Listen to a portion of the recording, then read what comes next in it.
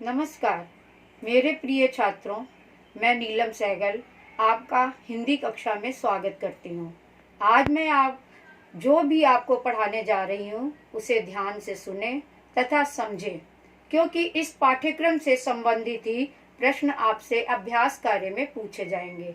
25 अप्रैल 2020 को हमने वर्ण के भेद स्वर व्यंजन के बारे में पढ़ा था।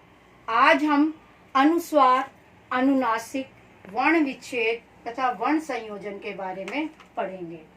हिंदी में वर्णमाला के दो वर्ण अंग और आह भी हैं। इन्हें अयोगवा भी कहते हैं। अंग ये अनुस्वार है। इसका प्रयोग स्वर और व्यंजनों के ऊपर बिंदु के रूप में किया जाता है, और जब हम इसे बोलते हैं तो इसकी हवा सिर्फ नाक से निकलती है, जैसे जंगल, मंगल, कंस, हंस आदि। अब है अनुनासिक।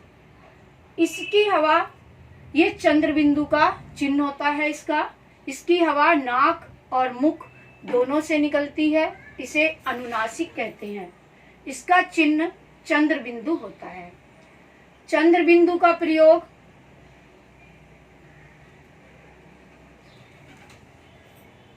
चंद्र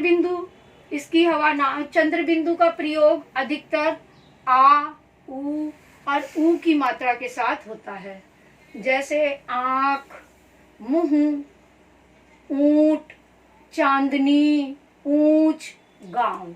आँख में बड़े आ की मात्रा है, मुंह में छोटे ऊ की मात्रा है, ऊंट में बड़े ऊ की मात्रा है, चांदनी में बड़े आ की मात्रा है, पूंछ में बड़े ऊ की मात्रा है, गांव में बड़े आ की मात्रा है। इस प्रकार हमने देखा कि अधिकतर प्रयोग बड़े आ, छोटे ऊ और बड़े ऊ की मात्रा के साथ चंद्र बिंदु का प्रयोग होता है। अब हम आते हैं वर्ण विच्छेद पर। वर्ण विच्छेद का तात्पर्य है, विच्छेद मतलब होता है तोड़ना। इसका मतलब है कि स्वर और व्यंजन को अलग अलग कर देना। तो विच्छेद का अर्थ है अलग करना, शब्द के प्रत्येक वर्ण को अलग करना उसके स्वर से, तो वर्ण विच्छेद कहलाता है। जैसे क प्लस ओ प्लस य प्लस अ प्लस ल प्लस अ, तो ये क ओ हो गया। इसमें जब हमने कोयल में से ओ निकाल लिया तो क हलंत वाला हो गया को। अब य में ये या है, पूरा है। इसमें जब हमने आ निकाल लिया तो ये आधा या रह गया। इसमें से स्वर निकाल लिया हमने। ल में से आ निकाला तो ये आधा ला हलंत वाला रह गया।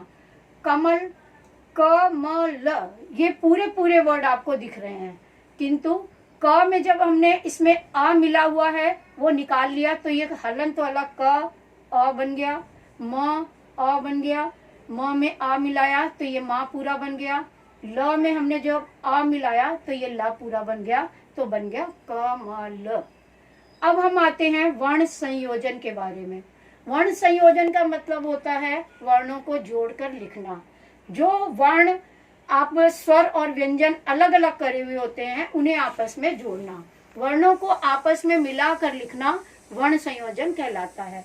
वर्ण संयोजन में वर्णों के आगे वाले स्वर की मात्रा लग जाती है, जैसे कि, ई प्लस त प्लस अ प्लस ब प्लस अ। अब हमने देखिए क और ई है, जब हमने इसे जोड़ा तो क में ये ई की मात्रा लगा दी कि, त में आ का डंडा लगा दिया ता, ब में अ लगा दिया ब, तो ये बन गया किताब। यदि को संयुक्त वर्ण हो तो उसे पहले मिलाकर उसे हम जोड़ लेते हैं, उसका संयुक्त अक्षर बना लेते हैं, फिर उसकी मात्रा लगाते हैं। जैसे त प्लस र प्लस ई प्लस श प्लस उ प्लस ल प्लस अ। तो त में जब त और र मिलकर क्या बन गया, त्रि, में ई की मात्रा लगा दी त्रि, शा में उ की मात्रा लगाई शू, ल ये हलंत वाला हटके आ के साथ मिलकर पूरा ला बन गया, तो बन गया त्रिशूल। इस प्रकार आज हम लोगों ने कक्षा में, अपनी हिंदी की कक्षा में वर्ण अनुस्वार, अनुनासिक, वर्ण विच्छेद, वर्ण संयोजन के बारे में पढ़ा। आशा करती हूँ कि आपने इसे अच्छी तरह से समझा होगा और हमारे अभ्यास में पूछे गए प्रश्नों के उत्तर भी आप आसानी से दे सकेंगे। आज हम सब कोरोना रूपी दानव के जाल में ऐसे जकड़े हुए हैं जिससे हमें सबको बहुत ही संकट का सामना करना पड़ रहा है। आप सभी से प्रार्थना है कि आप लॉकडाउन के सभी नियमों का सख्ती से पालन करें। आपके स्वस्थ जीवन की मैं मंगल कामना करती हूँ। धन्यवाद। मैं सुरक्षित, हम सुरक्षित, भारत सुरक्षित।